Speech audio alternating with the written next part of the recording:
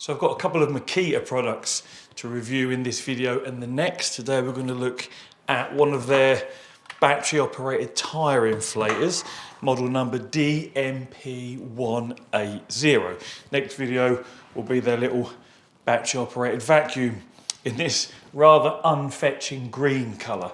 Very non-standard for Makita when most products look like this.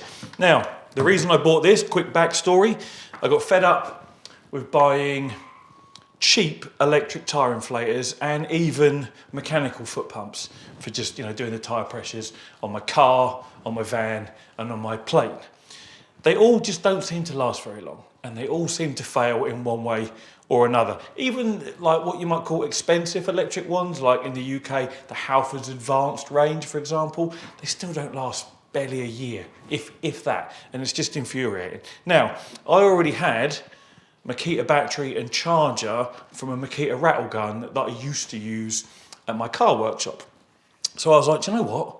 Let's just buy a bloody Makita one, because I spotted it at one of my customers' houses once and was like, oh, Makita tyre inflator. It's got to be half decent, surely.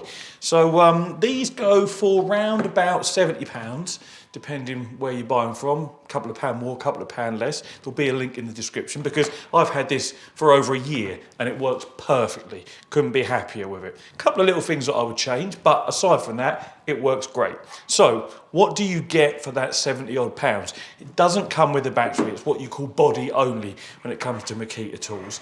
So you just get the inflator itself.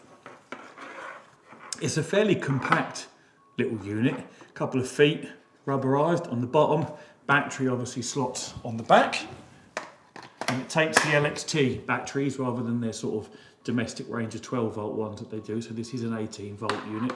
Got a little LCD display on the top and a couple of buttons, obviously your hose and Schrader sort of clamp on fitting, and then at the front here is where you would have your additional adapters. I've taken them off so I can show them to you here. You've got a Presta valve adapter that you would use on mountain or road bikes.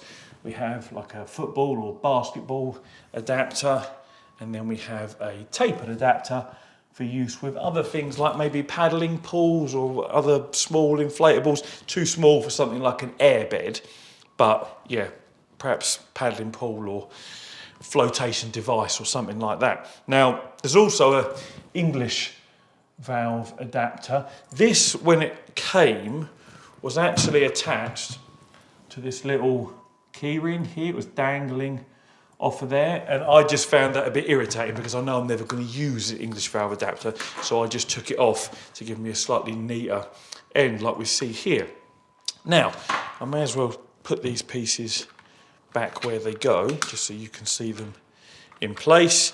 Apart from the basketball one, because we'll use that. So they go in the end there like that. The basketball one actually just goes in beside the Presta valve there. And they do, Presta valve adapter, and they do stay there because this lives in the boot of my car exactly as you see it here. The English valve adapter actually lives in the box because I knew I'd never need it.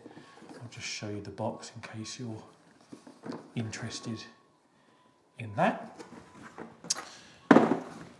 But yeah, it lives in my car, so they don't fall out, which is something, again, with cheaper ones, sometimes they have little compartments, they fall open, the bits fall out. It's irritating. You end up losing some of your adapters. Now, other features of the body itself, there's these two little clips here for clipping the hose into, like that. The issue with that is, what do you do with the rest? I'm like, okay, that's great. Why is there not a clip at the top here for it to just clip into, or somewhere else logical, another one at the front there maybe. So I end up just tucking it in like that, and for the most part it stays there. It's not really a big deal. I just thought, as they've gone to the trouble of making those two there, why have they not done another one somewhere else, just for the sake of completeness and ease of storage? But they don't. So what else do we get? It's in the box. We get this huge manual. It's in, oh no, I did count, and I think it was 31 different languages. They're all on there, should you be interested. I did count, I ain't counting them again. And the instruction manual is actually quite useful, because if you're not familiar with what each of those little adapters are for, it gives you not only visual illustrations, which can be useful, but sometimes you need a little bit of text to describe it as well. So to accompany the visual illustrations, once you get past the safety guidelines, look, make sure you're wearing your helmet with your face mask on. Once you get past the safety instructions and before the specification, there is actually full instructions that describe those imaged pages as well. So initially I laughed at the size of this, because I mean that's ridiculous. It's like a Bible for a tyre inflator. But should you need to know what each of the adapters are for, it's there visually and written as well. Now, tyre inflator itself, to turn it on, there is a power button on the side here. You press it once, screen comes on, you can see it's backlit blue, and it's currently set to PSI. The button at the top there cycles through PSI, bar and KPA.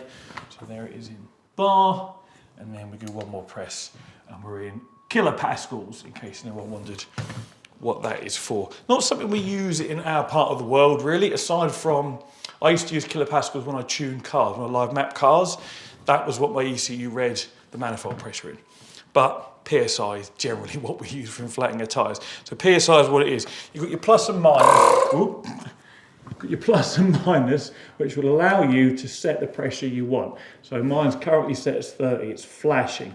So I'm going to drop that down to 8 PSI, because what I'm going to inflate here is the basketball that is sat here looking a bit sorry for itself. I will put a clip up now of me with it attaching to a tyre on my car, because this valve is excellent. When I bought this, the moment I operated this, I could tell the difference in quality compared to this and what I'd had previously. And you've got this, I don't know whether we'll see it on camera, but as you operate the sort of thumb clamp, there is what looks like a black seal inside that comes in and then back out when you let go. Maybe you'll see it or not. But that grips onto your tyre valve.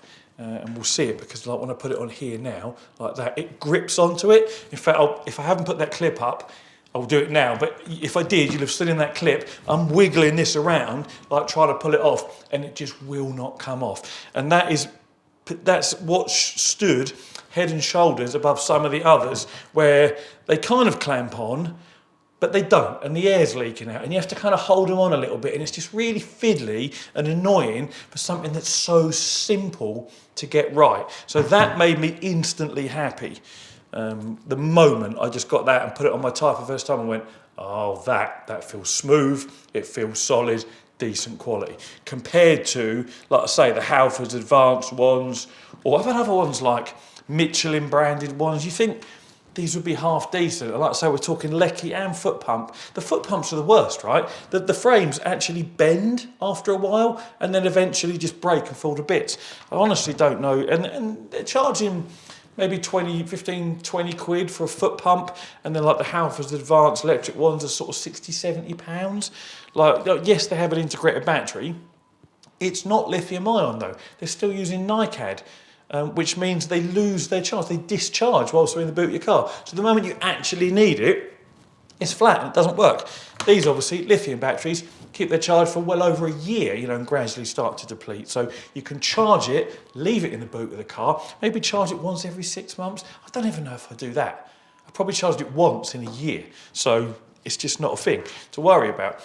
And talking about battery, you might be saying, Carl, what about battery life? What about battery life? Battery life isn't something I can tell you, because if you're inflating tractor tyres that take 20 minutes to inflate with this little thing, not really what it's designed for, then the battery life obviously is going to be massively depleted compared to inflating a couple of moped tyres, for example, or in our case, a basketball here.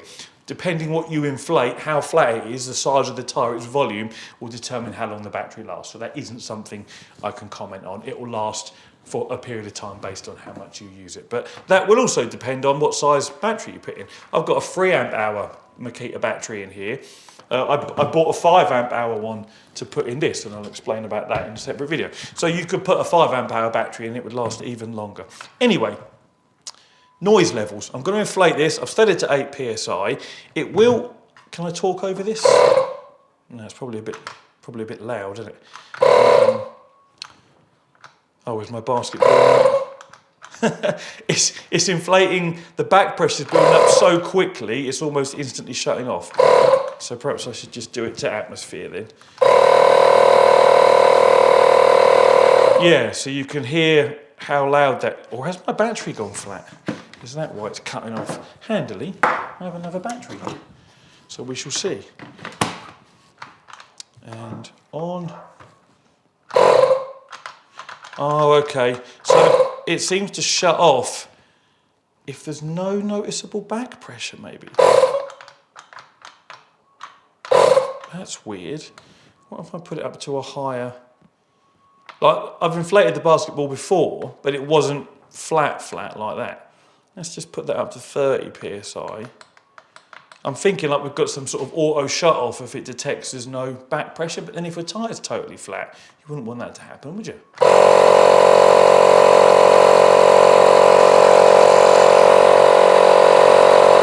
Maybe it doesn't like doing things as low as 8 psi, which is what basketballs are set at, or at least according to the research I did. So let's...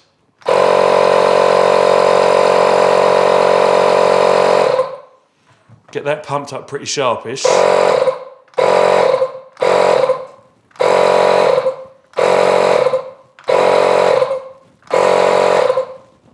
Probably almost there. Yeah, what's happening with this like basketball adapter, I think because it's so thin, the pressure builds up pretty quickly inside that, and so it's hitting my 8 psi threshold. We can see the basketball is actually only currently at 5.5 psi. So I had to set it to 30, and of course, and I see it spike as well, 7.5. There we go, 8 psi. Well, no, oh no, 7, 6, a bit more. 8.5, 8. Are we settling on 8, 7.5? There we go. 7.5. Tiny little bit more. Feels like a firm basketball to me. Yeah, we're on 8 psi.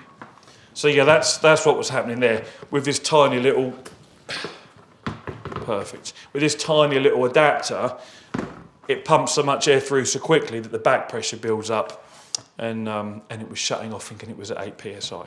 So good little tip there, if you happen to be inflating a basketball or a football, don't set it at 8 psi, set it at something higher, like 30 for example.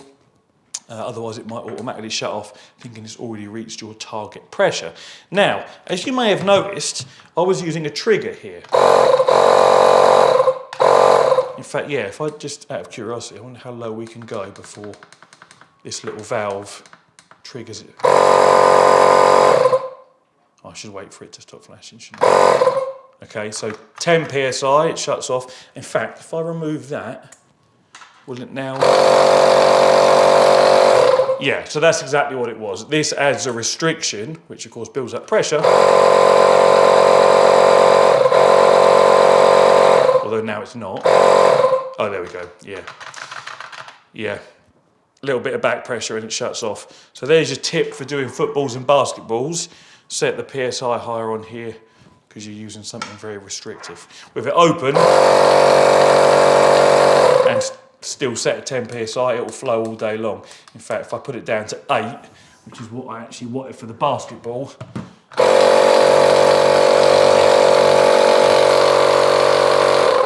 yeah, that will happily pump because there's no restriction. So, figured out what that was. But as you can hear, quite loud. All tyre inflators are quite loud, so it's no louder or quieter than some others that I've used. I mean, we're in my kitchen here, which is echoey, and my microphone's right there. That probably sounded awful, in fact, through the microphone. So apologies if it's ringing your ears. Now, The other thing I would change, and you press it again here to turn it off, so now it's off. The other thing I would change, apart from having, you know, an additional clamp for the hose, is I would have this trigger operation so that it can stay on, because it has auto shut off, as you see a minute ago when it was shutting off, you know, reaching the 8 psi because of the restriction of the adapter there. So you set your pressure, but you still have to hold the trigger, which means if you are inflating something like a fairly big tyre, transit van tyre to 50 psi, and it's totally flat, you're going to be there for ages holding that trigger on. You know, I think that, how long have I inflated a tyre for?